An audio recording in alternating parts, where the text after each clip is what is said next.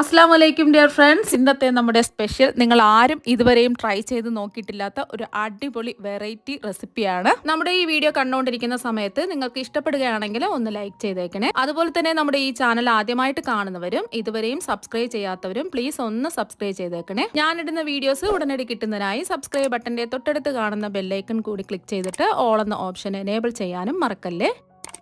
ആദ്യം തന്നെ ഒരു മിക്സിയുടെ ചെറിയ ജാറിലേക്ക് 1 ടേബിൾ സ്പൂൺ ഗ്രാമ്പു ഇട്ട് കൊടുക്കുക. ഇനി ഇത് നല്ലതുപോലെ പൊടിഞ്ഞു കിട്ടുന്നതിന് വേണ്ടിയിട്ട് 1 ടേബിൾ സ്പൂൺ പഞ്ചസാര കൂടി ഇട്ട് കൊടുക്കുക. ഇത് നല്ല ഫൈൻ പൗഡറായിട്ട് പൊടിച്ചെടുക്കാം. ഇപ്പോൾ ഗ്രാമ്പുത നല്ല ഫൈൻ പൗഡറായിട്ട് പൊടിച്ചെടുത്തിട്ടുണ്ട്. ഇപ്പം നമ്മൾ പൊടിച്ചെടുത്ത ഗ്രാമ്പു ഒരു ബൗളിലേക്ക് മാറ്റിയിട്ടുണ്ട്. ഈ രീതിക്ക് പൊടിച്ചെടുക്കുക. നല്ല ഫൈൻ പൗഡറായിട്ട് പൊടിച്ചെടുക്കുക. ഇനി അടുത്തതായിട്ട് വേണ്ടത് 3 ഓറഞ്ചാണ്. ഈ ഓറഞ്ച് നല്ലതുപോലെ കഴുകി വൃത്തിയാക്കി തുടച്ച് എടുത്തിട്ടുണ്ട്. ഓറഞ്ച് എടുക്കുമ്പോൾ വാടിയ ഓറഞ്ച് ഒന്നും എടുക്കരുത്, നല്ല ഫ്രഷ് ആയിട്ടുള്ള ഓറഞ്ച് വേണം എടുക്കാനായിട്ട്. ഇനി നമുക്ക് ഇതിൻ്റെ പുറത്തുള്ള തൊലി ഒന്ന് ഗ്രേറ്റ് ചെയ്തെടുക്കാം. 1-2 ഓറഞ്ചിൻ്റെ തൊലി ഒന്ന് ഗ്രേറ്റ് ചെയ്തെടുത്താൽ മതി. അപ്പോൾ ഇതുപോലത്തെ ഒരു ഗ്രേറ്ററിൻ്റെ വലിയ ഹോളുള്ള ഭാഗം എടുക്കുക, ഓറഞ്ച് ഒന്ന് ഗ്രേറ്റ് ചെയ്തെടുക്കാം. ഓറഞ്ചിൻ്റെ വെള്ള ഭാഗം വരാത്ത രീതിയിൽ ചെറിയ രീതിയിൽ ഒന്ന് ഗ്രേറ്റ് ചെയ്തെടുക്കുക. ഇതുപോലെ ചെറുതായിട്ട് ഒന്ന് ഗ്രേറ്റ് ചെയ്തെടുത്താൽ മതി. ഇപ്പോൾ ഓറഞ്ചിൻ്റെ ആ പുറത്തുള്ള തൊലി മാത്രമേ ഗ്രേറ്റ് ചെയ്തെടുത്തിട്ടുള്ളൂ. ചെറിയ രീതിയിൽ ഗ്രേറ്റ് ചെയ്തെടുക്കുക. ഇതുപോലെ വെള്ള ഭാഗം വരാത്ത രീതിയിൽ ആ ഓറഞ്ചിൻ്റെ തൊലി മാത്രം ഗ്രേറ്റ് ചെയ്തെടുക്കുക. ഞാനിപ്പോൾ 2 ഓറഞ്ചാണ് ഇത് ഗ്രേറ്റ് ചെയ്തെടുത്തിട്ടുള്ളത്. ഇതിപ്പോൾ 1 ടീസ്പൂൺ ഉണ്ടാവും.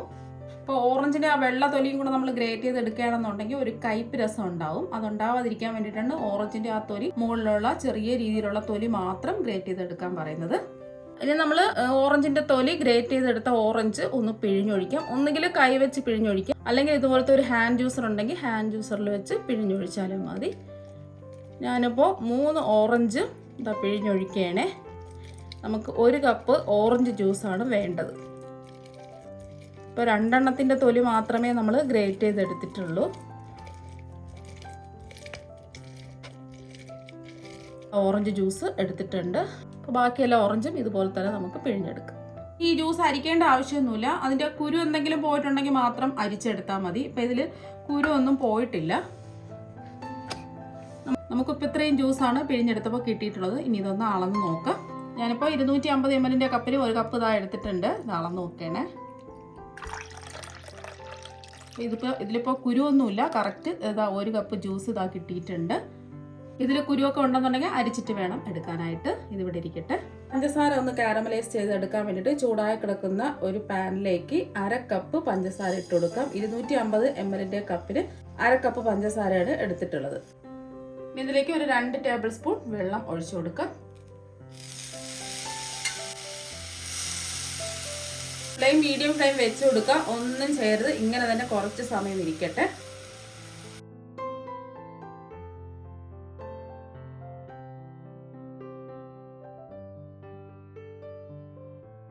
ഇപ്പൊ ദാ ചെറിയൊരു ഗോൾഡൻ നിറായിട്ടുണ്ട്. ഒന്ന് ഇളക്കി കൊടുക്കാം.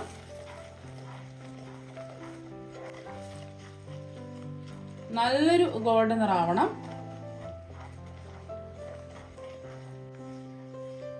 ഇതുപോലെ ഒരു ഗോൾഡൻ നിറാകുമ്പോൾ ഫ്ലെയിം ഒന്ന് കുറച്ച് വെച്ച് കൊടുക്കുക.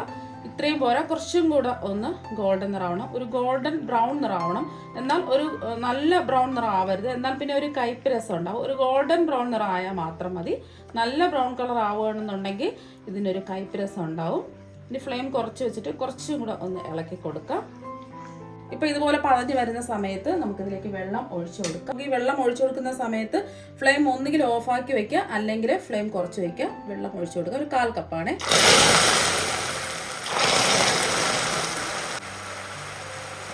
ഒന്ന് ഇളക്കി കൊടുക്കാം. അതാ ഒന്ന് ഇളക്കി കൊടുത്തിട്ടുണ്ട്. ഇനി നമ്മൾ എടുത്ത് മാറ്റി വെച്ചിരിക്കുന്ന 1 കപ്പ് ഓറഞ്ച് ജ്യൂസ് ഇതിലേക്ക് ഒഴിച്ചു കൊടുക്കാം. ഇനി ഇതൊന്ന് തിളച്ച് വരട്ടെ. ഇപ്പം ഇത് നല്ലവണ്ണം തിളച്ചിട്ടുണ്ട്. ഇതിലേക്ക് 250 ml കപ്പിന് 1/2 കപ്പ് ഉണക്കമുന്തിരി ഇട്ട് കൊടുക്കാം. ഇതിൽ ഉണക്കമുന്തിരിയാണ് നമ്മൾ കൂടുതലും ചേർത്ത് കൊടുക്കുന്നത്. കുരുവില്ലാത്ത ഉണക്കമുന്തിരി വേണം എടുക്കാനായിട്ട്. ഇനി ഇതിലേക്ക് ഒരു 1/4 കപ്പ് ട്യൂട്ടി ഫ്രൂട്ടിയും കൂടി ഇട്ട് കൊടുക്കാം. ഇനി ഇതിലേക്ക് ചേർത്ത് കൊടുക്കുന്നത് 5 ഈന്തപ്പഴം ചെറുതായിട്ട് കട്ട് ചെയ്തെടുത്തതാണ്. കുറച്ച് കട്ടിയുള്ള ഈന്തപ്പഴം വേണം എടുക്കാനായിട്ട്. ഇനി നമ്മൾ പൊടിച്ചു വെച്ച ഗ്രാമ്പൂവിൽ നിന്നും 2 നുള്ള് ഗ്രാമ്പു പൊടിച്ചത് ഇതിലേക്ക് ഇട്ട് കൊടുക്കാം. ഇതൊന്ന് ഇളക്കി കൊടുത്ത് ഇനി മീഡിയം ഫ്ലെയിമിൽ വെച്ചിട്ട് ഇതൊന്ന് ചെറുതായിട്ട് വറ്റിച്ചെടുക്കാം. ഇപ്പോൾ ഇതെല്ലാം ഒന്ന് വറ്റി വന്നിട്ടുണ്ട്. ഈ ഒരു പരുവാകുമ്പോൾ ഫ്ലെയിം ഓഫ് ആക്കുക. ഇപ്പോൾ കുറച്ച് വെള്ളമൊക്കെ ഉണ്ടല്ലോ, അതൊന്ന് ചൂട് മാറി കഴിയുമ്പോൾ നല്ലോണം ഒന്ന് വറ്റി കിട്ടും. ഒരുപാട് അങ്ങ് വറ്റി വരരുത്, എന്നാൽ പിന്നെ ഇത് കട്ടയായിട്ട് അങ്ങ് ഉരുണ്ടു പോകും. നമ്മളിത് പഞ്ചസാര പാനിയല്ലേ ഇതിൽ ചേർത്തിട്ടുള്ളത്, അതുകൊണ്ട് ഒരുപാട് വറ്റാൻ നിൽക്കരുത്. ഈ ഒരു പരുവാകുമ്പോൾ ഫ്ലെയിം ഓഫ് ആക്കുക. ചെറിയ ജാറിലേക്ക് 250 ml കപ്പിന് 1/2 കപ്പ് പഞ്ചസാര ഇട്ട് കൊടുക്കാം. ഇതുപോലത്തെ ഒരു അളവ് കപ്പില്ല എന്നുണ്ടെങ്കിൽ നമ്മൾ വീട്ടിൽ ചായ കുടിക്കുന്ന ഒരു ഗ്ലാസ് എടുക്കുക. ആ ഗ്ലാസിന്റെ വലിപ്പത്തിനനുസരിച്ചായിരിക്കണം ബാക്കിയെല്ലാം അളന്നെടുക്കേണ്ടത്. ഇനി പഞ്ചസാര നല്ലതുപോലെ ഒന്ന് പൊടിച്ചെടുക്കുക. ഇപ്പോൾ പഞ്ചസാര നല്ലോണം പൊടിച്ചെടുത്തിട്ടുണ്ട്. ഇനി ഈ പൊടിച്ച പഞ്ചസാരയിലേക്ക് ഒരു 1/4 കപ്പ് തൈര് ഒഴിച്ചു കൊടുക്കാം. അധികം പുളിപ്പില്ലാത്ത നല്ല കട്ടിയുള്ള തൈരാണ് എടുക്കേണ്ടത്. അതുപോലെ തന്നെ തൈര് എടുക്കുമ്പോൾ റൂം ടെമ്പറേച്ചറിലുള്ള തൈര് വേണം എടുക്കാനായിട്ട്, തണുപ്പുള്ള തൈര് എടുക്കരുത്. ഇനി ഇതിലേക്ക് 1/4 കപ്പ് പാലും കൂടി ഒഴിച്ചു കൊടുക്കാം. ഞാനിപ്പോൾ തിളപ്പിച്ചാറിയ പാലാണ് എടുത്തിട്ടുള്ളത്. തണുപ്പുള്ള പാലൊന്നും എടുക്കരുത്, റൂം ടെമ്പറേച്ചറിലുള്ള പാല് വേണം എടുക്കാനായിട്ട്. തണുപ്പുള്ള പാലൊക്കെ ആണെന്നുണ്ടെങ്കിൽ കുറച്ച് സമയം പുറത്തെടുത്ത് വെച്ച് അതിൻ്റെ തണുപ്പ് മുഴുവനും മാറിയിട്ട് വേണം എടുക്കാനായിട്ട്, അല്ലെങ്കിൽ തിളപ്പിച്ച് നല്ലതുപോലെ ചൂട് മാറിയ പാല് വേണം എടുക്കാൻ. ഇനി ഇതൊന്ന് നല്ലതുപോലെ ഒന്ന് അടിച്ചെടുക്കാം. ഇപ്പോൾ ദാ ഹൈ സ്പീഡിലിട്ട് ഒരു 10 സെക്കൻഡ് ഒന്ന് അടിച്ചെടുത്തിട്ടുണ്ട്. ഇനി ഇതിലേക്ക് ഒരു 1/4 കപ്പ് സൺഫ്ലവർ ഓയിലും കൂടി ഒഴിച്ചു കൊടുക്കാം. അപ്പോൾ വെളിച്ചെണ്ണ ഒഴിച്ച് ഏത് എണ്ണ വേണമെങ്കിലും എടുക്കാവുന്നതാണ്. അതുപോലെ തന്നെ മെൽറ്റഡ് ബട്ടർ വേണമെങ്കിലും എടുക്കാം. അതിൻ്റെ ചൂടൊക്കെ മാറിയിട്ട് വേണം 1/4 കപ്പ് ഒഴിച്ചു കൊടുക്കാനായിട്ട്. ഇതും ഒന്ന് അടിച്ചെടുക്കാം. വീണ്ടും ഞാൻ ഹൈ സ്പീഡിലിട്ട് ഒരു 10 സെക്കൻഡ് അടിച്ചെടുത്തിട്ടുണ്ട്. അപ്പോൾ കണ്ടേ, നല്ല ക്രീം പരുവത്തിന് ഇതാ കിട്ടിയിട്ടുണ്ട്. ഈ ഒരു പരുവത്തിന് വേണം അടിച്ചെടുക്കാൻ. ഇനി ഒരു അരിപ്പയിലേക്ക് 250 ml കപ്പിന് 1 കപ്പ് മൈദ ഇട്ട് കൊടുക്കാം. ഇനി നമ്മൾ നേരത്തെ പൊടിച്ചു വെച്ച ഗ്രാമ്പൂവിൽ നിന്നും 1 ടീസ്പൂൺ ഗ്രാമ്പു പൊടിച്ചതെടുക്കാം. ഇപ്പം ഞാൻ പഞ്ചസാരയും കൂട്ടിച്ചേർത്ത് പൊടിച്ചത് കൊണ്ടാണ് 1 ടീസ്പൂൺ ഗ്രാമ്പു പൊടിച്ചെടുത്തിട്ടുള്ളത്. അല്ലാന്നുണ്ടെങ്കിൽ ഒരു 1/4 ടീസ്പൂണൊക്കെ എടുത്താൽ മതിയാകും. ബാക്കി വന്നിട്ടുള്ള ഗ്രാമ്പു ഏതെങ്കിലും ചെറിയ കുപ്പിയിൽ അടച്ച് സൂക്ഷിച്ച് വെച്ചാൽ മതി. നമ്മൾ എപ്പോഴെങ്കിലും കേക്കൊക്കെ ഉണ്ടാക്കുന്ന സമയത്ത് ഇതുപോലെ കുറച്ച് ഇട്ട് കൊടുത്താൽ മതി. നമ്മൾ ഈ കേക്ക് മാത്രമല്ല, ഏത് കേക്ക് ഉണ്ടാക്കിയാലും ഇതിൻ്റെ കൂടെ കുറച്ച് ഒരു 1/2 ടീസ്പൂണൊക്കെ ഗ്രാമ്പു പൊടിച്ച് ചേർത്ത് കൊടുക്കുകയാണെന്നുണ്ടെങ്കിൽ നല്ല ടേസ്റ്റ് ആയിരിക്കും, നല്ല മണമായിരിക്കും. ഇനി ഇതിലേക്ക് 1 ടീസ്പൂൺ ബേക്കിംഗ് പൗഡറും 1/2 ടീസ്പൂൺ ബേക്കിംഗ് സോഡയും കൂടി ഇട്ട് കൊടുക്കുക. നമ്മളിതിൽ മുട്ട ചേർക്കാത്തത് കൊണ്ടാണ് 1/2 ടീസ്പൂൺ ബേക്കിംഗ് സോഡ എടുത്തിട്ടുള്ളത്. ബേക്കിംഗ് സോഡ ആയാലും ബേക്കിംഗ് പൗഡർ ആയാലും കുത്തി നിറച്ചെടുക്കാതെ ലെവൽ ചെയ്ത് വേണം എടുക്കാനായിട്ട്. ഇതിൽ മുട്ട ചേർക്കുകയാണെന്നുണ്ടെങ്കിൽ 2 മുട്ട ചേർത്ത് കൊടുക്കുക. ഞാനിപ്പോൾ മുട്ട ചേർത്തിട്ടില്ലല്ലോ, തൈര് മാത്രമല്ല ചേർത്തിട്ടുള്ളത്. മുട്ട ചേർക്കുകയാണെന്നുണ്ടെങ്കിൽ ഒരു 1/4 ടീസ്പൂൺ ബേക്കിംഗ് സോഡ എടുത്താൽ മതിയാവും. ഇനി ഇതിലേക്ക് ഒരു 2 നുള്ളു ഉപ്പും കൂടി ഇട്ട് കൊടുക്കുക. എല്ലാം കൂടി ഒന്ന് മിക്സ് ചെയ്യാം.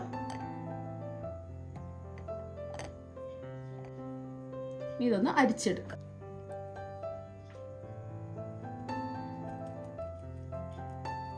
അത് അരിച്ചെടുത്തിട്ടുണ്ട്. ഇനി ഒന്നുകൂടെ ഒന്ന് മിക്സ് ചെയ്തതിന് ശേഷം ഇതിൽ നിന്നും 1 ടീസ്പൂൺ മാവെടുത്ത് മാറ്റാം.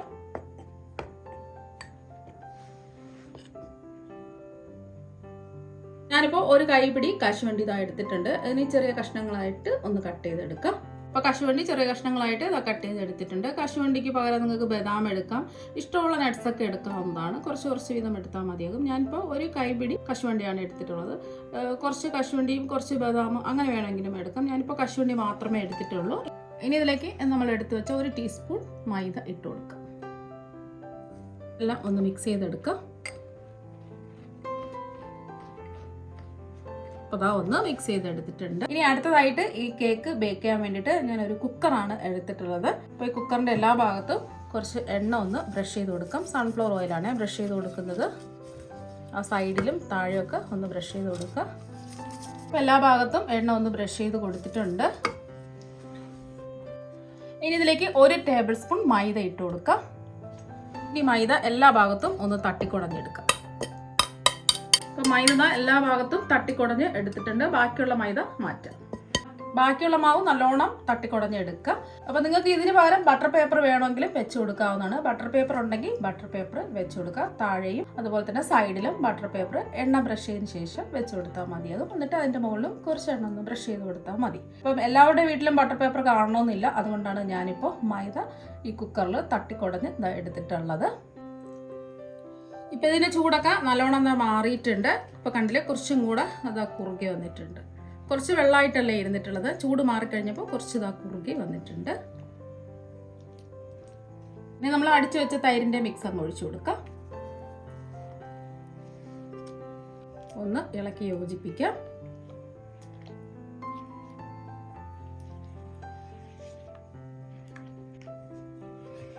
അതാ ഒന്ന് യോജിപ്പിച്ചെടുത്തിട്ടുണ്ട്.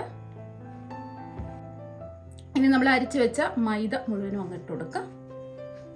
ഇതെല്ലാം കൂടി ഒന്ന് യോജിപ്പിച്ചെടുക്കുക.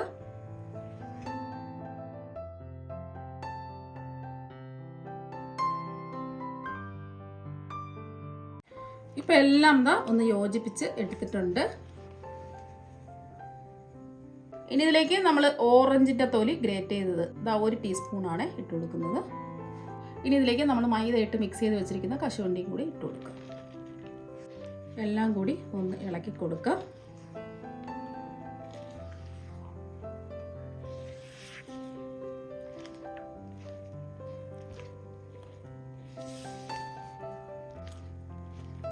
ഇത് ഒരുപാട് അങ്ങ് കട്ടിയാവാനും പാടില്ല, ഒരുപാട് അങ്ങ് ലൂസ് ആവാനും പാടില്ല.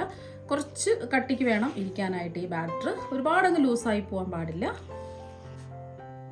ഇനി ഇതിലേക്ക് 1 ടീസ്പൂൺ വാനില എസൻസും കൂടി ചേർത്ത് കൊടുക്കാം.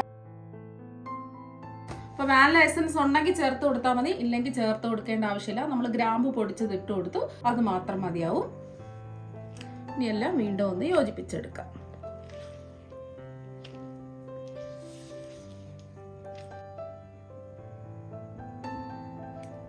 ഈ ഒരു രീതിക്ക് വേണം നമ്മുടെ ബാറ്റർ റെഡിയാക്കി എടുക്കാൻ. ഒരുപാട് അങ്ങ് ലൂസായി പോകരുത്. മൈദ തട്ടിക്കുടഞ്ഞ് വെച്ചിരിക്കുന്ന കുക്കറിലേക്ക് ഈ ബാറ്റർ അങ്ങ് ഒഴിച്ചു കൊടുക്കാം.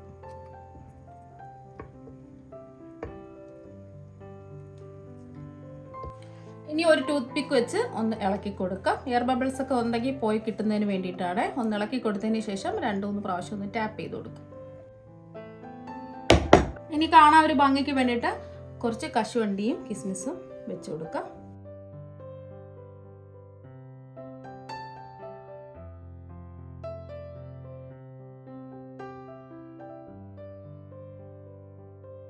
ഇനി കുറച്ച് കിസ്മിസും കൂടി ഇട്ട് കൊടുക്കാം.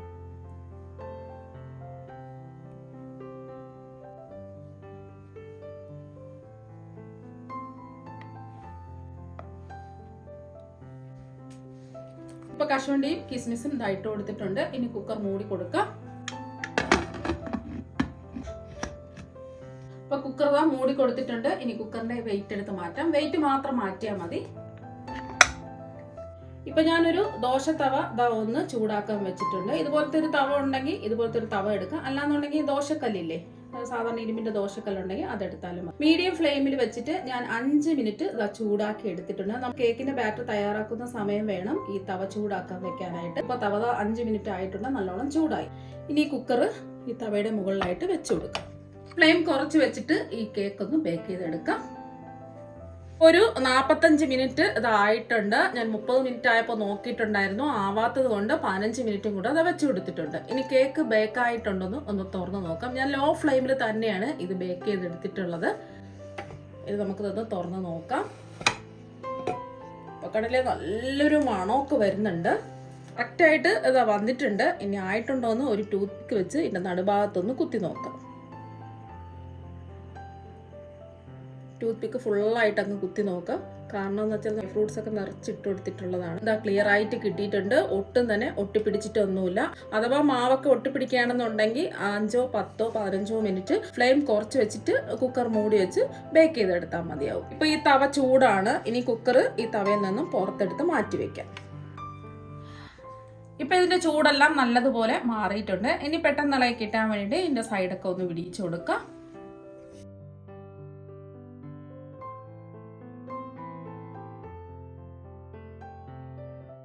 സൈഡൊക്കെ വിടിയിച്ചു കൊടുത്തിട്ടുണ്ട്.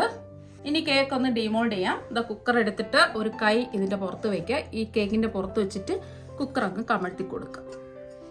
ഇപ്പൊ കണ്ടില്ലേ, ഒട്ടും അടിക്കൊന്നും പിടിക്കാതെ ഈസി ആയിട്ട് കേക്ക് ഇതാ ഇളകി കിട്ടിയിട്ടുണ്ട്. ഇപ്പൊ കുക്കർ കണ്ടില്ലേ, കരിഞ്ഞൊന്നും പോയിട്ടില്ല, അടിക്കൊന്നും പിടിക്കാതെ കരിഞ്ഞൊന്നും പോവാതെ നല്ല പെർഫെക്റ്റ് ആയിട്ട് ഇതാ കിട്ടിയിട്ടുണ്ട്. ഇനി ഇത് ഒരു പാത്രത്തിലേക്ക് മാറ്റാം. അപ്പോൾ പഞ്ഞി പോലെ സോഫ്റ്റ് ആയ പ്ലം കേക്ക് ഇതാ ഇവിടെ റെഡി ആയിട്ടുണ്ട്. ഇപ്പൊ കണ്ടില്ല, നല്ല ഡാർക്ക് കളറിലാണ് ഇരിക്കുന്നത്. നമുക്കിനി ഇതൊന്ന് കട്ട് ചെയ്തെടുക്കാം. കട്ട് ചെയ്യുമ്പോൾ തന്നെ നിങ്ങൾക്ക് മനസ്സിലാക്കാൻ പറ്റും എത്രമാത്രം സോഫ്റ്റ് ആണെന്നുള്ളത്. ഈ വശവും കൂടി ഒന്ന് കട്ട് ചെയ്യാം. ഇനി കട്ട് ചെയ്ത പീസൊക്കെ എടുക്കാം. ഇത് ഒരു ദിവസം കഴിഞ്ഞിട്ട് കട്ട് ചെയ്യണമെന്നുണ്ടെങ്കിൽ കുറച്ചും കൂടെ ടേസ്റ്റും കുറച്ചും കൂടെ നല്ല ഡാർക്ക് കളറും കിട്ടും. ഞാൻ ഇത് ഇപ്പോൾ ഉടനെ അങ്ങ് കട്ട് ചെയ്തെടുത്തിട്ടുണ്ട്. ഇപ്പൊ ഇതാ കട്ട് ചെയ്തിൽ നിന്നും ഒരു പീസ് എടുത്തിട്ടുണ്ട്. ഇപ്പൊ കണ്ടില്ലേ, കാണാൻ തന്നെ നല്ല ഭംഗിയാണ്. ഇത് ഒരു ദിവസം കഴിക്കുന്നതാണ് കുറച്ചും കൂടെ ടേസ്റ്റും കുറച്ചും കൂടെ കളറും ഒക്കെ കിട്ടുന്നത്. ഇപ്പൊ കണ്ടില്ലേ, പ്ലം കേക്കിന്റെ ആ കറക്റ്റ് ടെക്സ്ചർ ഒക്കെ ഇതാ കിട്ടിയിട്ടുണ്ട്. അടിപൊളി ടേസ്റ്റ് ആണ്. മാത്രമല്ല നല്ല സോഫ്റ്റ് ആയിട്ടാണ് ഇരിക്കുന്നത്. ഇനി ഇത് മുറിച്ചും കൂടി കാണിച്ചു തരാം. ഇനി നമുക്ക് പ്ലം കേക്ക് തയ്യാറാക്കി എടുക്കാൻ വേണ്ടിയിട്ട് വീട്ടിലുള്ള പാത്രങ്ങളോ അതുപോലെ തന്നെ ഓവനോ ഓവൻ സെറ്റപ്പോ കേക്ക് ടിന്നോ ഒന്നും തന്നെ ആവശ്യമില്ല. വീട്ടിലുള്ള ഒരു ചെറിയ കുക്കർ മാത്രം മതി. മുട്ടയില്ലാതെ അടിപൊളി ടേസ്റ്റിൽ ബേക്കറികളിൽ നിന്നും കിട്ടുന്ന അതേ ടേസ്റ്റുള്ള പ്ലം കേക്ക് നമുക്ക് വീട്ടിൽ തയ്യാറാക്കി എടുക്കാൻ പറ്റും. ഇതിൽ മുട്ടയൊന്നും ചേർത്തിട്ടില്ല. അടിപൊളി ടേസ്റ്റാണ് കഴിക്കാനായിട്ട്. അപ്പോൾ നിങ്ങളെല്ലാവരും ഈ ക്രിസ്മസിന് ഈ പ്ലം കേക്ക് തയ്യാറാക്കി നോക്കുക. തീർച്ചയായും നിങ്ങൾക്ക് എല്ലാവർക്കും ഒരുപാട് ഇഷ്ടമാകും. അപ്പോൾ നമുക്ക് മറ്റൊരു വെറൈറ്റി വീഡിയോ ആയിട്ട് വീണ്ടും കാണാം. താങ്ക്